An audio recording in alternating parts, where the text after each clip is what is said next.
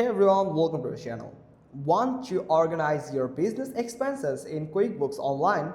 In this quick guide, I will show you how to properly categorize expenses to keep your books clean and ready for tax time.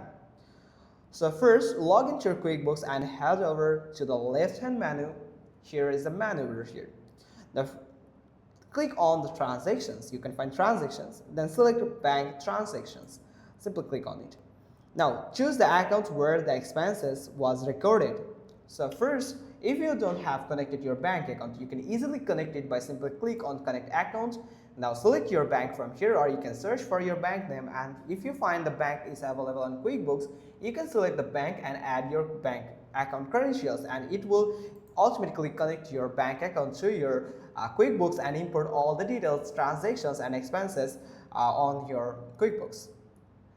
Now, once you have added this, you can find this type of information.